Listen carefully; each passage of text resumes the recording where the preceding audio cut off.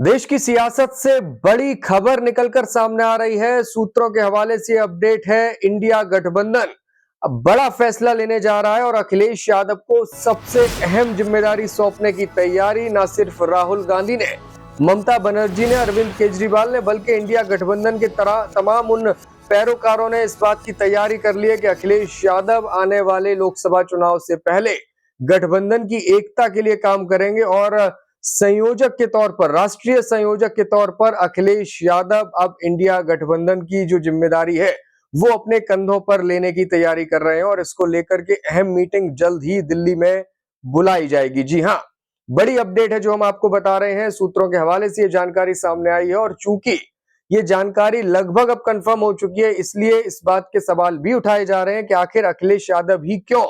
इसको लेकर भी पूरी डिटेल हम आपको देंगे। तीन वो अहम कारण आपको बताएंगे जिस वजह से अखिलेश यादव ही सबसे मुफीद व्यक्ति हैं जो कि संयोजक बनाए जाएंगे और उनके संयोजक बनने से इंडिया गठबंधन कैसे मजबूत हो सकता है ये भी हम आपको बताएंगे। बहरहाल जो अपडेट है वो ये कि अखिलेश यादव इंडिया गठबंधन के संयोजक बन सकते हैं। समाजवादी पार्टी के चीफ हैं अखिलेश यादव, उत्तर प्रदेश के पूर्व मुख्यमंत्री हैं।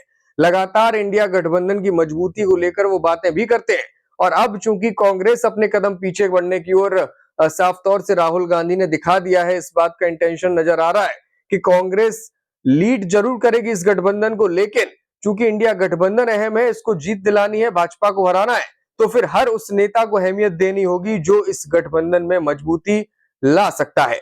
चलिए तीन अहम कारणों पर बात करते हैं कि क्यों राहुल गांधी इस बात के लिए तैयार हुए हैं और क्यों अखिलेश यादव सबसे मुफीद व्यक्ति होंगे, मुफीद नेता होंगे जो इंडिया गठबंधन को संयोजक के तौर पर अपनी सेवाएं दे सकते हैं। सबसे बड़ा कारण यह कि अखिलेश यादव, उनकी ताकत बड़ी है उत्तर प्रदेश में। कांग्रेस के बाद सबसे बड़ी विपक्षी पार्टी अगर कोई संसद में है तो वो समाजवादी पार्टी है। यही वजह है कि अखिलेश यादव को संयोजक बनाए जाने की तैयारी लगभग पूरी कर ली गई है। अखिलेश यादव अगर संयोजक बनते हैं तो ना सिर्फ उनकी ताकत और भी बढ़ जाएगी विपक्ष के तौर पर, साथ ही साथ ममता बनर्जी और अरविंद केजरीवाल जो कि इंडिया गठबंधन के घटक जरूर है, लेकिन अक्सर मौका मिलने पर यह गठबंधन को तोड़कर चुनाव लड़ने की तैयारी करते हुए दिखाई देते हैं और पिछले चुनावों में ऐसा दिखाई भी दिया है। चाहे पश्चिम बंगाल हो, चाहे दिल्ली का विधानसभा चुनाव पिछले दिनों रहा हो, आम आदमी पार्टी अकेले लड़ी थी और बंगाल में भी ममता बनर्जी अकेले ही चुनाव लड़ चुकी हैं। लेकिन अखिलेश यादव अगर संयोजक बनते हैं तो निश्चित तौर पर ममता बनर्जी के साथ उनकी जो ट्यूनिंग है, बात की जाए बिहार की सियासत की तो वहां भी विधानसभा चुनाव आने वाला है। उससे पहले अखिलेश यादव भी वो नेता हो सकते हैं जो तेजस्वी यादव को इस गठबंधन के तहत सीटों के बंटवारे का जो फॉर्मूला है उसको तय कराने में अहम भूमिका निभा सकते हैं। और सबसे बड़ा जो पॉइंट है वो ममता बनर्जी को लेकर है, क्योंकि अखिलेश यादव और ममता बनर्जी अक्सर मंच साझा करते हुए दिखाई देते हैं। उत्तर प्रदेश में विधानसभा चुनावों का वक्त रहा हो या फिर लोकसभा चुनाव के दौर में भी ममता बनर्जी अपनी पार्टी का प्रचार छोड़कर उत्तर प्रदेश में सपा के कैंडिडेट के लिए वोट मांगने के लिए आ चुकी हैं। निश्चित तौर पर ममता बनर्जी के साथ अखिलेश यादव की ट्यूनिंग लंबे वक्त से बनी हुई है। समाजवादी पार्टी के साथ टीएमसी का गठबंधन, इंडिया गठबंधन कायम रहे या न रहे, इन दोनों का गठबंधन अक्सर नजर आता है। इन दोनों नेताओं की ट्यूनिंग अक्सर नजर आती है। यही वजह है कि अगर अखिलेश यादव इंडिया गठबंधन की कमान अपने हाथ में लेंगे तो फिर ममता बनर्जी जो अक्सर कांग्रेस को आंखें दिखाती रहती हैं, अक्सर कांग्रेस से अलग होकर चुनाव लड़ने की स्थिति में वो आ जाती है उनकी पार्टी। लेकिन अखिलेश यादव अगर इंडिया गठबंधन के पैरोकार होंगे तो फिर ममता बनर्जी उस गठबंधन के तहत चुनाव लड़ने के लिए हामी भर सकती हैं। सबसे बड़ा कारण यह है। बात करते हैं तीसरे बड़े कारण की, तो अखिलेश यादव को अब चूंकि राष्ट्रीय क्षितिज पर समाजवादी पार्टी ने 37 सांसदों के साथ अपनी छाप छोड़ दी है और कांग्रेस के पास ऐसा कोई नेता दिखाई नहीं देता जो इंडिया गठबंधन को लीड कर सके।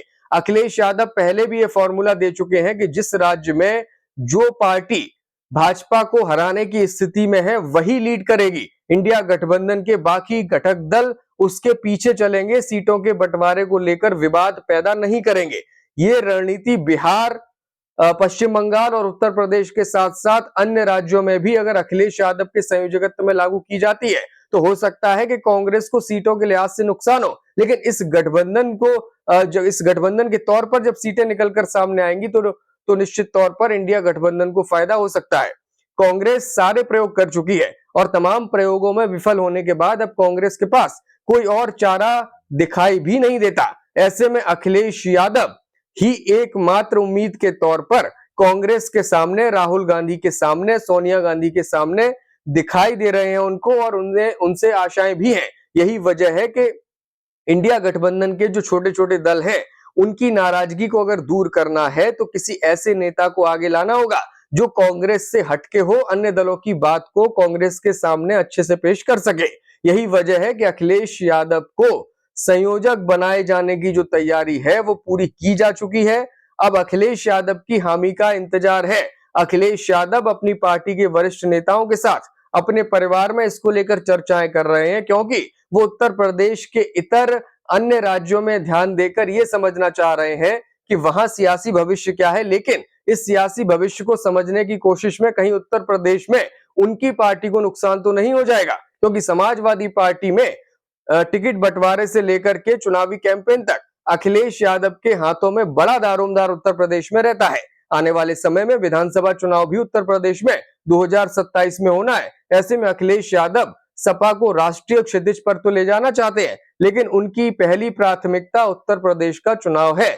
ऐसे में वो अपने तमाम गुणाभाग लगा रहे हैं कि क्या इंडिया गठबंधन का संयोजक बनकर समाजवादी पार्टी और व्यक्तिगत तौर पर एक लीडर के तौर पर उन्हें क्या फायदे हो सकते हैं और क्या नुकसान आने वाले वक्त में हो सकते हैं। खबर यह भी है कि आने वाले कुछ दिनों में इंडिया गठबंधन की एक अहम बैठक दिल्ली में आयोजित होगी, जिसमें ममता बनर्जी, अखिलेश यादव, अरविंद केजरीवाल और बिहार चुनाव को लेकर इसमें चर्चा होगी। इसलिए तेजस्वी यादव इस मीटिंग में मौजूद रहेंगे और संयोजक के तौर पर नेता का चयन, नेता को लेकर बातचीत तो होगी। साथ ही बिहार चुनाव में किस तरह की रणनीति पर आगे बढ़ना है, सीटों के बंटवारे का क्या फॉर्मूला रहेगा, इस पर भी चर्चा होने की संभावना जताई जा रही है। तो ये वो तमाम अपडेट्स थी, तमाम पहलू थे, तमाम जानकारी थी जो हमने आपके साथ साझा की।